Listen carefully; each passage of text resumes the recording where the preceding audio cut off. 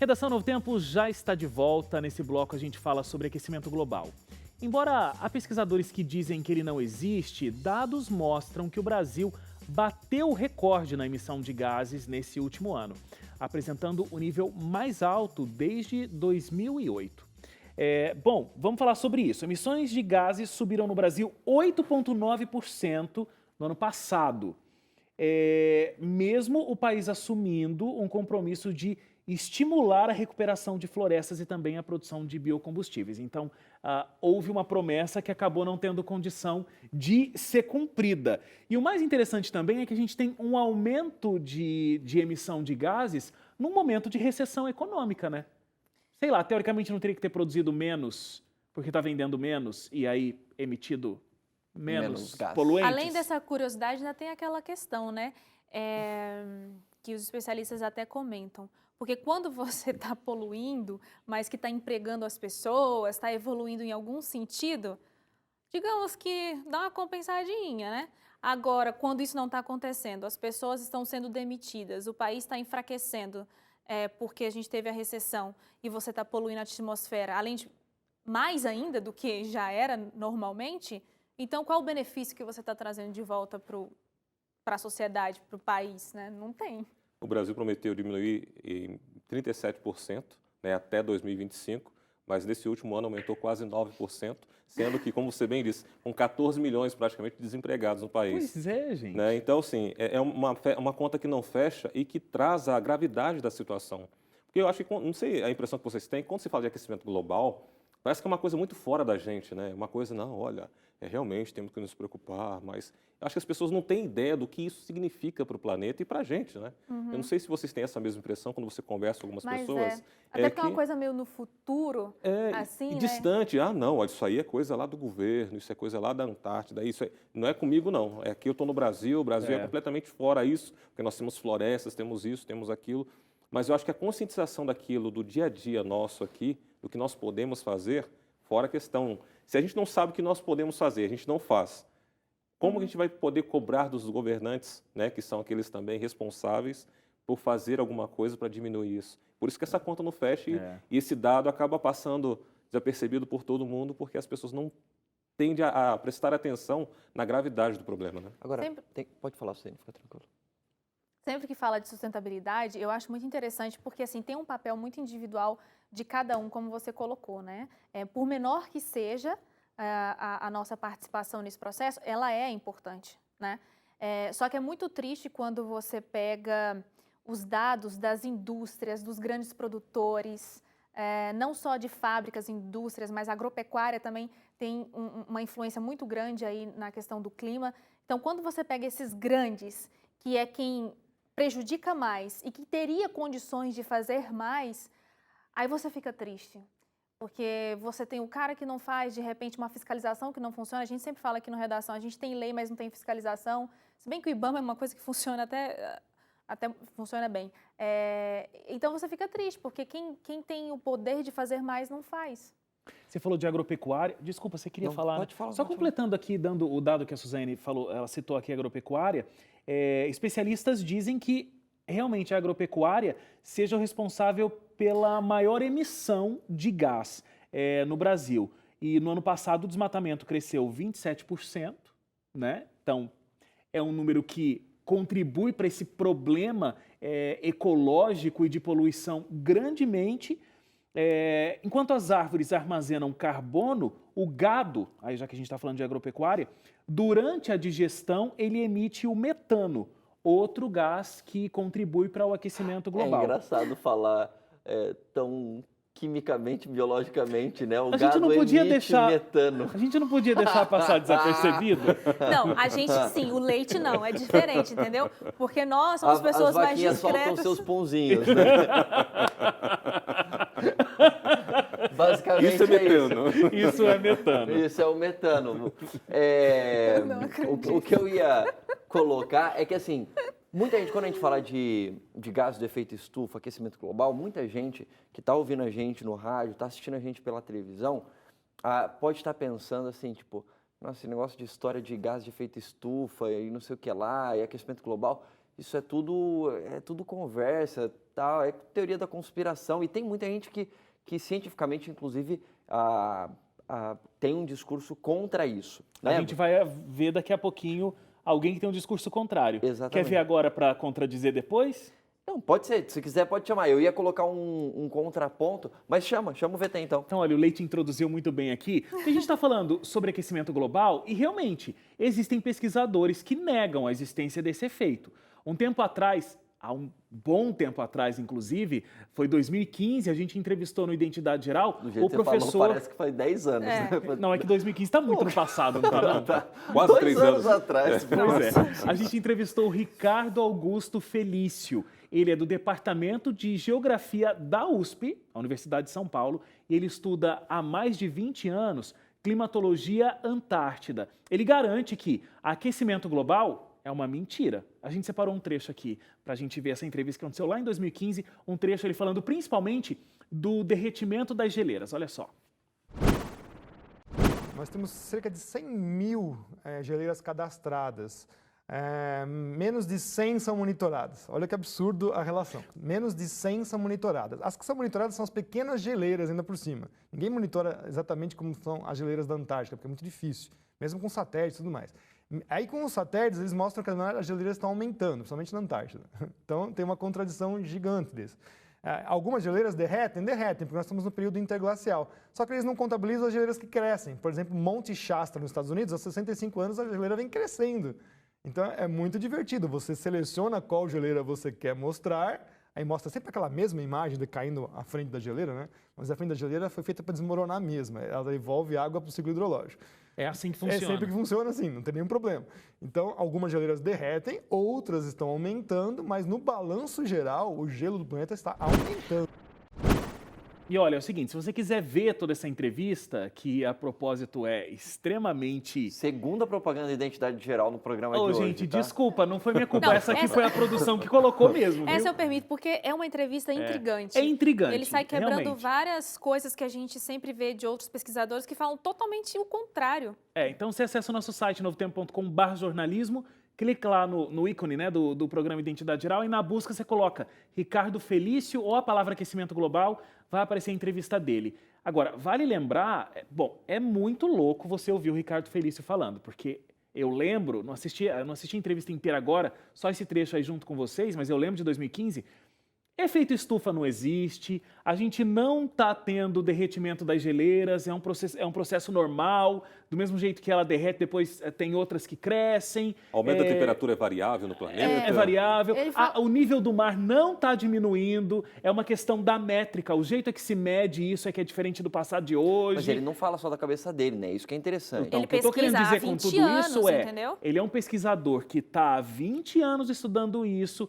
ele faz parte do departamento de geografia da Universidade de São Paulo, não é da universidade ali da esquina, ou um pesquisador completamente louco, independente, ele faz parte de um departamento, e ele contou para mim, não sei se no ar ou fora do ar, não lembro mais, Mas agora mas ele ficou- apanha pra caramba de todo mundo, porque as ideias que circulam são muito essas que a gente está discutindo aqui. O que a gente pode fazer, inclusive, para reverter todo esse processo. Mas, Não, eu queria colocar uma coisinha, mas antes de colocar, o Daniel, enquanto estava passando o VT, o Daniel levantou um ponto que acho que vale para os dois lados dessa moeda do aquecimento global. Né? O Daniel falou assim, mas quem é que patrocina as pesquisas dele? Quem é que pode, no caso do Ricardo Felício, né? Quem é que pode estar por trás do discurso dele? É algo para se levar em consideração. a mesma coisa, O contrário, Isso. porque o próprio Ricardo Felício ele também fala disso. Tipo, você tem que pensar quem é que está por trás do discurso do aquecimento global. Quem é que está por trás do discurso do derretimento das geleiras. Sempre tem algum interesse por trás de alguma coisa, né? sempre. E aí é interessante, porque ele faz levantar pelo menos um ponto de interrogação sobre algo que muitas pessoas sequer colocam um ponto de interrogação. Mas, obviamente, quando você se expõe, você também coloca a possibilidade de alguém colocar um ponto de interrogação sobre o seu próprio discurso, né? Mas, enfim, o que eu ia... Tá, Desculpa, fala aí. eu só ia tentar colocar um ponto aqui, que é o seguinte, independentemente desses pontos aí, se acontece mesmo aquecimento global ou não, a camada de ozônio Tem está se algumas deteriorando ou coisas- não, eu acho que o ponto é, qualquer coisa que é um poluente para a natureza É um problema. é um problema de saúde pública. Então, sei lá, a gente tem uma fábrica aqui perto da Novo Tempo que emite uma desgraça de cheiro, de fumaça, não sei o que lá. Aí alguém pode falar assim, não, na verdade isso aí não faz tão mal para a camada de ozônio, porque na verdade a camada de ozônio se regenera, blá, blá, blá. Mas está fazendo mal para a minha saúde, entendeu? Está fazendo mal para a população que mora próximo desse lugar. Então, a questão de poluição e de gases poluentes não é uma questão só de saúde do planeta, quando você pensa da geografia da coisa. É um problema do planeta quando você pensa da biologia do planeta, pensando seres humanos, animais. Claro, como é que seria essa biosfera se a gente tivesse um mundo mais quente? Então, o que os estudiosos apontam é que em muitos lugares mudaria essa questão do clima, mais catástrofes aconteceriam. Mas o que eu estou falando não é nem dessa questão do planeta, porque daí você vai ter que entrar em uns pontos que você vai ter gente que vai colocar pontos de interrogação. Agora, você está falando da saúde. Eu estou falando da saúde. É inegável que, um gás poluente vai fazer com que eu, André Leite, ser humano, se eu cheirar isso, se eu inalar, vou morrer mais cedo, entendeu? Por conta disso, vai me destruir. E é o que tem acontecido, né? É o que tem acontecido. Então, independentemente da polêmica, existe aquecimento global, a poluição do ar é um fato. Tipo, o aquecimento global, tal. Independentemente disso, a questão do problema de poluentes para a saúde humana ou de outros seres vivos do planeta, isso você não tem como negar. Tanto é que teve um dado agora recente, né? 9 milhões de pessoas morrem por ano por câncer de pulmão e boa parte dessas pessoas não fumam. Então, o que os estudiosos apontam? Que essas pessoas que não são fumantes e elas são diagnosticadas com câncer de pulmão e muitas vêm a óbito, são efeitos da poluição do ambiente. Tem um estudo muito legal também, não sei se pela USP ou Unicamp, eu acho que é pela USP, que eles fizeram com bebês prematuros. Eles relacionaram alguns dados das mães que tiveram um bebê prematuro com o lugar onde elas viviam e desse lugar eles tiraram um número de poluição.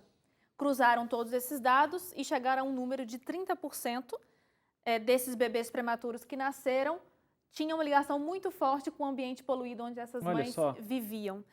Então, afeta, inclusive, a gestação de um bebê, a questão da prematuridade. E teve um outro estudo falando sobre a obesidade. Esse é interessante. Eles fizeram com camundongos, eles colocaram esses camundongos com a mesma dieta, mas uns em ambiente poluído, outros não. Os que estavam em ambientes poluídos ficaram mais obesos. E eles relacionam isso com o funcionamento do hipotálamo, que acaba sendo inibido com algumas funções do nosso corpo e aí gera com mais facilidade a obesidade. Interessantíssimo. Inclusive, vários países no mundo tentam se mobilizar para tentar melhorar a qualidade do ar que seus habitantes respiram. A China estuda a possibilidade de proibir a venda de veículos que usem combustíveis fósseis, gasolina e diesel. O Reino Unido decidiu acabar com as vendas desses carros em 2040.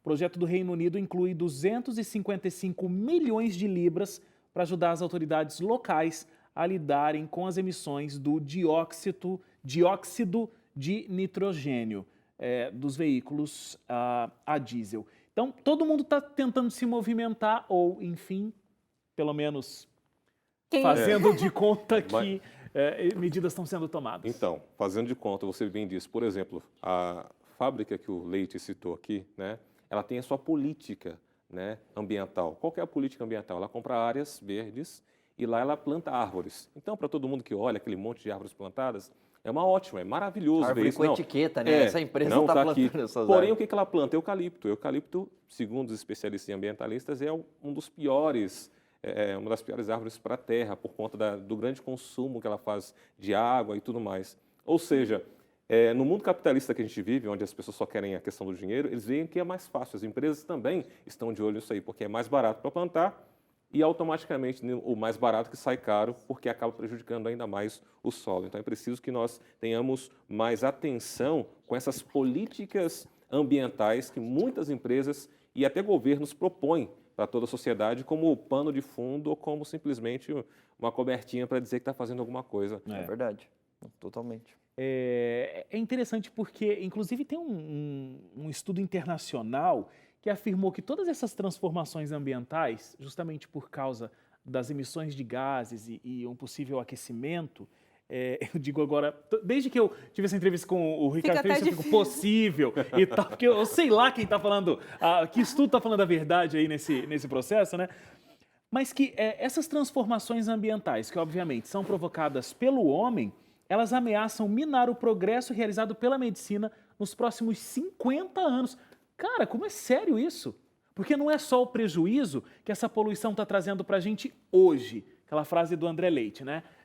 O gás que está sendo, a poluição que está aí está fazendo com que o André Leite hoje respire e esteja morrendo daqui a pouco. Mas não é só isso, mas é a pesquisa na área da medicina que pode salvar vidas, ela pode estar sendo prejudicada justamente por essa questão que a gente vive hoje.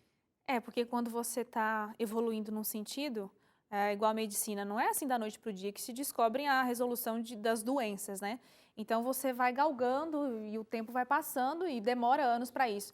E aí quando você consegue, o outro lado que tem a ver com o meio ambiente está destruindo tudo e está gerando outros problemas na sociedade. Inclusive desnutrição é um ponto que eles levantam aí, porque se a terra ficar infrutífera, as pessoas vão ficar desnutridas, vão morrer de fome. Muito bem. Deixa eu falar aqui a nossa última notícia de hoje. Sabe aquele ditado que diz que bondade sempre volta? Já ouviu sua avó falando uma coisa dessa? Pois é, parece que volta mesmo, viu? Nos Estados Unidos, um barbeiro que cortava cabelos de pessoas em situação de rua impressionou. Impressionou tanto que um homem resolveu dar a ele uma barbearia toda mobiliada, com ponto comercial e tudo.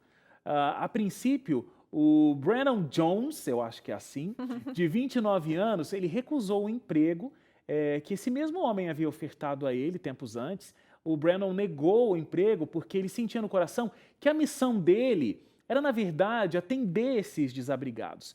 Tempos depois, o Sam Johnson, o dono do presente, voltou e entregou as chaves do estabelecimento para o Brandon. E o Sam, que é ex-presidiário, disse que, assim como outras pessoas deram uma chance para ele no passado, ele também queria fazer o mesmo. Já que as ações como a do Brandon é difícil de se ver na cidade, o Brandon aceitou o presente, mas disse que não vai deixar de atender os moradores de rua. Todas as segundas serão exclusivas para atender esses moradores. E, além disso, ele ainda vai providenciar almoço e exames de saúde para eles. Eu achei tão bonita essa história, porque assim, ele deu emprego, eu não quero, eu quero continuar atendendo aqui os meus moradores de rua. Aí o cara, sei lá, passou o tempo, ele pensou e ficou ainda impressionado com aquela história, falou, não, então tá. Voltou lá e entregou a chave do estabelecimento para ele. Ele não seria mais funcionário, seria o dono. Que assim ele poderia continuar, né? E mesmo assim, o que eu mais gosto dessas histórias assim de boas ações, etc., é que elas podem ser replicadas, sabe? Pode ter alguém ouvindo a gente agora, um cabeleireiro, ouvindo a gente no rádio ou na televisão e pensa assim, puxa, eu podia fazer uma coisa parecida com isso, né? Sei lá, dedicar um dia meu aqui para poder cortar o cabelo e fazer a barba do pessoal que está em situação de rua aqui na minha cidade. E é legal, porque isso é o que a gente chama de uma corrente do bem, né? Porque quando você vê alguém fazendo bem para alguém, você tem vontade de poder fazer a mesma coisa. Muito legal. Contagia, né? Contagia. E se a pessoa não pode fazer toda semana, faz meio período por semana, faz uma vez por mês. Começa, né? Se movimente, faça alguma coisa. Ação. Ficamos por aqui. Obrigado, gente. Daniel, muito obrigado mais uma vez. Mesmo, muito obrigado. Privilégio muito grande. Eu nem vou falar espero que você volte, porque você vai voltar. A gente convida sempre. Fico feliz, estou à disposição. Volte mais vezes, Daniel. Eu estou falando grave. Eu nem vou me aventurar a imitação. Tchau, gente. Até semana que vem. Tchau, tchau. Tchau, gente.